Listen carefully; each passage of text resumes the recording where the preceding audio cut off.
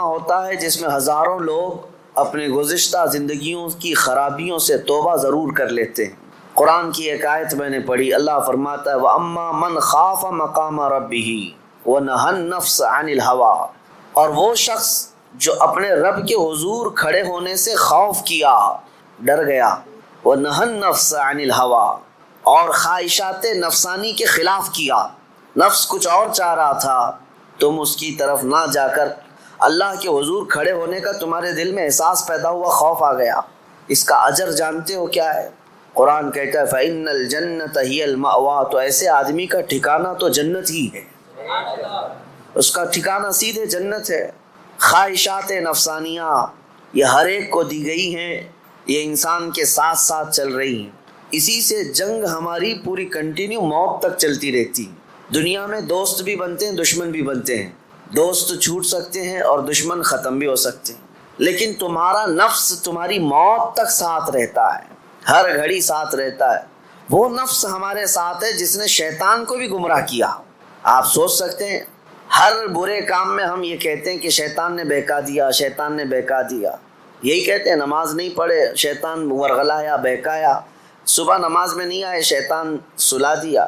مجھے یہ بتاؤ آدم علیہ السلام کو سجدہ کرنے سے جو شیطان نے انکار کیا اس کو کس نے منع کیا؟ ساری دنیا کو شیطان بہکاتا ہے تو شیطان کو کون بہکایا؟ تو محدثین فرماتے ہیں یہ نفس امارہ ہے جو ہر ایک کے ساتھ ہے، یہ شیطان کو بھی ہرا سکتا ہے، وہ شیطان کو بھی شکست دیتا ہے، وہ سب کے ساتھ ہے، وہ سب کے ساتھ ہے۔ اس نفس کو، اس خواہشات کو اگر کوئی چیز دنیا میں کنٹرول کر سکتی ہے تو صرف ذکر اللہ ہے، اللہ کا ذکر اسے قابو میں رکھ سکتا ہے۔ باقی اس قدر خطرناک ہے خواہشات نفسانیہ کہ بعض لوگ یہ سمجھتے ہیں کہ جوانی ختم ہونے کے بعد بڑھاپے میں کوئی خواہش نہیں ہوتی، بلکہ بہت سارے بوڑھوں کو زنا کرتے ہوئے دیکھا گیا، اور میرے آقا صلی اللہ علیہ وسلم فرماتے ہیں روئے زمین کے سب سے بدترین لوگ ہوں گے وہ جن کی طرف قیامت کے دن اللہ نظر بھی نہیں فرمائے گا۔ کچھ لوگوں کے بارے میں حدیث میں ہے قیامت کے دن رب تعالیٰ ان کی طرف نظر بھی نہیں فرمائے گا۔ یہ کون لوگ ہیں جو بڑھاپے میں بھی جا کر گناہ نہ چھوڑ سکے؟ اور وہ کون سے بوڑھے ہیں جو بڑھاپے میں بھی نہیں چھوٹ سکے ان سے گناہ؟ یہ وہی لوگ ہیں جو خواہشات نفسانی کے غلام تھے۔ مولا علی کرم اللہ وجہہ الکریم فرماتے ہیں اللہ نے ہر ایک کے ساتھ نفس بھی دیا، عقل بھی دیا۔ نفس کیا ہے؟ تمہارے خواہشات، اور عقل تمہیں فیصلہ کر کے بتاتی ہے، لیکن حضرت علی کرم اللہ وجہہ الکریم فرماتے ہیں جس کا نفس عقل پر غالب آ گیا اس آدمی سے زندگی میں کبھی خیر نہیں ہوگی، وہ کوئی صحیح فیصلہ نہیں لے سکے گا۔ جس کا نفس اس کی عقل پر غالب آ گیا اور جس نے اپنے نفس کو ہرا دیا، شکست دیا، تو اس کی عقل اتنی پاورفل ہوتی ہے کہ وہ ہزاروں کو زیر و زبر کر سکتا ہے اور دنیا کے بڑے فیصلے لے سکتا ہے۔ جس نے اپنے نفس کو کنٹرول میں رکھا، اپنے خواہشات کو اپنے تابع رکھا، خود اس کا غلام نہیں بنا۔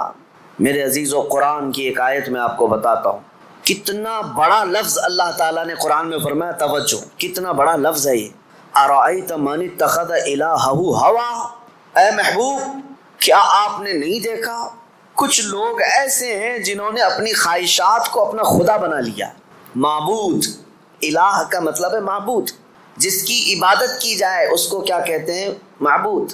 اور قرآن کہتا ہے کچھ لوگ ایسے ہیں جنہوں نے اپنے نفس کو، اپنی خواہشات کو اپنا معبود بنا لیا۔ یہ قرآن کی آیت ہے، 2 جگہ آئی ہے۔ اب اتنا بڑا لفظ نفس کے لیے اللہ فرما رہا ہے کہ کئی لوگوں نے اس کو بت بنا لیا، اپنا معبود بنا لیا۔ کیوں؟ اس لیے کہ یہ وہی کرتے ہیں جو ان کا نفس چاہتا ہے، تو گویا کہ اس کی عبادت کر رہے ہیں، خواہشات کی پیروی کر رہے ہیں۔ نفس صبح اٹھا، گناہ کی طرف کھینچا، آپ چل پڑے، گویا کہ اس کی عبادت میں لگے ہوئے ہیں۔ کبھی تو اسے شکست دو، کبھی تو اسے ہراؤ۔ رات کے وقت گناہوں کے اڈوں پر جانے کی جیسی خواہش ہوتی ہے، کیا اپنے آپ کو مارتے ہو؟ میں تمہیں بتاؤں خواہشات تو بہت دور کی بات ہے، گناہوں کی خواہشات بہت دور کی بات ہے۔ سیدنا ابو بکر شبلی رحمۃ اللہ تعالی علیہ سلسلہ قادریہ کے بڑے مشہور بزرگ ہیں، جن کے نام سے ہم شجرے میں پڑھتے ہیں بہر شبلی شیر حق دنیا کے کتوں سے بچا۔ وہ حضرت ابو بکر شبلی جب رات کے وقت عبادت کے لیے آتے تھے تو اپنی آنکھوں میں نمک کا سرما لگاتے تھے۔ کیوں؟ صرف اس لیے کہ نیند اگر آئی تو گویا کہ میں اپنی خواہش کا غلام ہو گیا، اپنے رب کا نہیں۔ عبادت اس کی ہو رہی ہے اور میں خواہش کے پیچھے چل رہا ہوں، حالانکہ نیند جو ہے یہ فطری چیز ہے، کسی کو کہیں پہ بھی آ جاتی ہے۔ اولیاء کاملین تو اس سے بھی اپنے آپ کو بچاتے تھے کہ وہ آنکھوں میں نمک پھیر لیتے تھے جس سے آنکھوں میں خون نکل آتا تھا۔ لوگ کہتے بھی تھے تو کہتے کہ اگر اللہ کی عبادت کے دوران اونگ آتی ہے، جھپکی آتی ہے، تو ان آنکھوں کی سزا یہی ہے کہ انہیں نمک لگا دیا جائے۔ اور حضرت شاہ مینا رحمۃ اللہ علیہ لکھنؤ میں آرام فرما ہے، حضرت شاہ مینا، ان کا حال تو یہ تھا کہ جب رات کو عبادت کے لیے کھڑے ہوتے تو ایک اونچی دیوار پر وہاں کھڑے ہو کر نماز پڑھتے، ادھر بھی کھائی ہے ادھر بھی کھائی ہے، کھڑے رہتے۔ لوگ کہتے کہ نماز پڑھنے کے لیے اتنی جگہ ہے، اس دیوار پر کیوں جا کر نماز پڑھتے ہیں؟ ابراہیم علیہ السلام نے کوے کو نہیں لالچ کو ذبح کیا، مرغے کو نہیں شہوت کو ذبح کیا، کبوتر کو نہیں بلکہ ایرے غیرے کی دوستی کو ذبح کیا، مور کو نہیں دکھاوے کو ذبح کیا۔ اور جب بندہ یہ 4 بری عادتوں کو ذبح کرتا ہے، مولا اس کو اپنی قدرت کے مشاہدے کراتا ہے۔ رب تبارک و تعالیٰ کی قدرت کے وہ مناظر دیکھ سکتا ہے، مردوں کو زندہ کیسے کیا جاتا ہے یہ دکھایا جائے گا۔ اس آیت میں ایک بہت بڑی عبرت کی بات ہے کہ اللہ کے نبی کو یہ حکم دیا گیا۔ اس طرح میرے عزیزو، اگر ہمارے اندر موجود یہ خواہشات، یہ سب کا تعلق خواہشات سے، لالچ، شہوت، دوستی اور ریاکاری، سب کا تعلق نفس سے ہے، یہ سب کا تعلق نفس سے ہے۔ لالچ کو ختم کر لو، شہوت کو ختم کر لو، کنٹرول میں رکھو۔ اور دوستی کے لیے بہت سارے لوگوں کو برا لگ رہا ہوگا، کیا دوست نہیں بنانا چاہیے؟ یقیناً دوست بناؤ، میں آپ کا دوست ہوں، آپ میرے دوست ہیں۔ یہ دوستی کس بنیاد پر ہماری بنی ہے؟ صرف اور صرف اللہ اس کے رسول کی بنیاد پر۔ جو دوستی اس بنیاد پر بنی ہو وہ دوستی جنت تک لے جائے گی، اور جو دوستی صرف حرام کاریوں کی بنیاد پر بنی ہے، قیامت کے دن کچھ لوگ تو بیچارے یوں ہی جا رہے ہوں گے دوزخ میں، وہ کچھ کیے نہیں تھے، وہ یوں ہی جا رہے تھے۔ کیوں؟ قرآن کہتا ہے وہ چلا رہے ہوں گے، یا ویلتا لیتنی لم اتخذ فلانا خلیلا، اے کاش میں فلاں کو دوست نہیں بنایا ہوتا تو اچھا ہوتا، اس نے گناہ کیا، پکڑ میری بھی ہو رہی ہے، پولیس چھاپا مارتی ہے، اور جو گناہوں میں ملوث ہے یا غیر قانونی کاموں میں ملوث ہے اس کو تو دھر دبوچتی تو ہے ہی ہے، لیکن پھر کنیکشن دیکھتی ہے کس کے ساتھ، یہ کس کے کانٹیکٹ میں تھا، پھر ٹریک کیا جاتا ہے، کہاں ٹریک کر کے اٹھاتے رہتے۔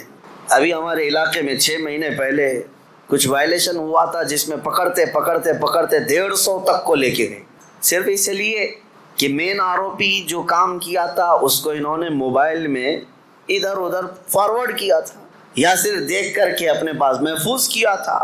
گناہ میں برابر کے شریک دنیا میں سمجھے جا رہے ہیں۔ تو دوستی میرے عزیزو یہ خواہشات پر اگر ہے تو یہ جہنم میں لے جانے والی ہے، اور ریاکاری یہ بھی بہت خطرناک چیز ہے۔ جس نے ریا کیا، دکھاوے کے لیے کوئی بھی کام کیا، قیامت کے دن سب اس کے منہ پر مار دیا جائے گا۔ اب آؤ خلاصہ میں آپ کو بتاؤں، خواہشات کو اگر کنٹرول پر نہ رکھا گیا تو سنو 2 روایتیں میں آپ کو بتاتا ہوں۔ اگر انسان اپنے خواہشات کو کنٹرول میں نہ کیا تو وہ جانور سے زیادہ ذلیل ہوتا ہے۔ یہاں تک کہ بزرگوں نے لکھا ہے کہ وہ اپنی ماں سے زنا کر سکتا ہے اور بیٹی سے بھی زنا کر سکتا ہے، اگر اس نے خواہشات کو اپنے قابو میں نہیں رکھا۔ وہ سب کچھ کر سکتا ہے، اور ہوا ہے دنیا میں اور ہو بھی رہا ہے۔ یہ ہمارے لیے حیرت کی بات ہے، تعجب کی بات ہے، اس لیے کہ ڈر لگتا ہے، لیکن بے شمار ایسے معاملات موجود ہیں میاں، یہ تو ہم معاذ اللہ نعوذ باللہ پڑھ رہے ہیں۔ اس بری خبر کو سن کر تمہیں حیرت ہوگی، کچھ ایسے لوگ ہیں جو کورٹ میں آئے ہیں بھائی بہن شادی کرنے کے لیے، اجازت مانگنے کے لیے، سگے بھائی اور بہن۔ اور اتنا ہی نہیں بلکہ عرب ممالک میں خود ہو کر کے آیا، کئی گھروں کے اندر یہ بے حیائیاں موجود ہیں۔ بہنوں کو محفوظ رکھنے کے لیے بھائیوں سے دور کیا جا رہا ہے۔ کیوں؟ خواہشات پر کنٹرول نہیں، انہیں ڈر ہے اپنے سگے بھائی سے، اسی کے ماں سے پیدا ہوا بھائی، اس سے خاتون ڈرتی ہے۔ یہ ان علاقوں میں میں نے دیکھا ہے، ان علاقوں میں اگر میری بات میں بارہا کہتا بھی ہوں، ذکر کی مجالس میں شرکت کرو، یہ اتنا تمہیں پاورفل بنا دیں گے، اتنا پاورفل کہ گناہوں سے خود بخود تمہیں نفرت پیدا ہو جائے۔ خواہشات پر کنٹرول تمہارا خود کا حاصل ہو جائے. ورنہ میں چیلنج کے ساتھ کہتا ہوں، جاؤ دنیا میں گھوم پھر کر کے آنا، بڑے سے بڑے ڈاکٹر کے پاس وزٹ کر کے آؤ، بڑے سے بڑے حکیم کے پاس جا کر کے آؤ، کسی بڑے سائیکسٹرسٹ کے پاس جا کر کے آؤ، نفس کے متعلق اس سے کوئی علاج لے کر کے آؤ کہ میرا کنٹرول نہیں ہے. آپ مجھے کوئی گولی دے دو، کوئی معجون دے دو، کوئی انجیکشن دے دو، ہو سکتا ہے تمہیں نیند کی گولی تو دے دے، ہو سکتا ہے تمہیں وہ مکمل ختم کرنے کی دوا تو دے دے، لیکن تمہارے کنٹرول، خواہشات کو کنٹرول کرنے کی کوئی دوائی نہیں دے سکتا. اس کا کنٹرولنگ پاور جس نے پیدا کیا وہی دے سکتا ہے. اسی لیے میں آپ کو بتاؤں، اب تم اپنے نفس کے کنٹرول کے لیے کس سے مدد مانگو گے؟ کس سے مدد مانگو گے؟ سنو توجہ سے. اعوذ باللہ من الشیطان الرجیم پڑھتے ہیں آپ، اعوذ باللہ من الشیطان الرجیم، جس کا مطلب کیا ہے؟ میں اللہ کی پناہ مانگتا ہوں شیطان مردود سے، کہ اللہ مجھے بچا لے. کس سے؟ شیطان مردود سے مجھے بچا لے. یا آپ کس سے پناہ مانگ رہے؟ کس کی بارگاہ میں پناہ مانگ رہے؟ اللہ کی بارگاہ میں، کہ مولا تو مجھے پناہ دے دے. اس کے متعلق حکیم احمد یار خان نعیمی رحمۃ اللہ علیہ فرماتے ہیں، اس کی مثال یوں سمجھو، جیسے کسی کے ہاں آپ ملنے کے لیے گئے، اس نے گھر کے باہر کتا پال رکھا ہو حفاظت کے لیے یا کسی کام کے لیے. ایک بادشاہ کے دربار میں گئے، حضور کی طرف سے سفیر بن کر کے گئے تھے، قاصد. تو بادشاہ کو جب پتہ چلا شاہ عرب مصطفیٰ کریم صلی اللہ علیہ وسلم کا ایک قاصد آ رہا ہے، اس نے سونے کی کرسی لگا دی اور ریشم کا قالین بچھایا. میرے عزیز و صحابہ، حضور کے ساتھ ہوتے تو وفاداری، حضور اگر دور ہوتے تو بھی وفاداری. اس مجمع میں گئے جہاں پورے کے پورے اغیار ہیں، کوئی مسلمان نہیں تھا، تو اپنی تلوار سے وہ قالین پھاڑتے ہوئے چلے گئے، ہٹا دیا، اور کرسی جو سونے کی تھی اس کو پاؤں سے مار کر گرا دیا. کہا میرے لیے عام سی کرسی لاؤ. تو بادشاہ کہنے لگا اب تک میں نے اتنا شاندار رسپیکٹ استقبال کسی کا نہیں کیا جتنا ان کا کیا. کتنا غرور ہے تمہیں، کتنا تکبر ہے. حضرت نعمان نے کہا غرور و تکبر ہم میں نہیں تم میں ہے. غرور و تکبر کی وجہ سے نہیں، میرے مصطفیٰ کریم صلی اللہ علیہ وسلم نے فرمایا ریشم کا استعمال مرد کے لیے حرام ہے، سونے کا استعمال مرد کے لیے حرام ہے، اور جو میرے مصطفیٰ نے حرام فرمایا پوری دنیا میرے پاس لا کر رکھو، میں ٹوکر ماروں گا. یہ ہے خواہشات کے خلاف کھڑا ہونا.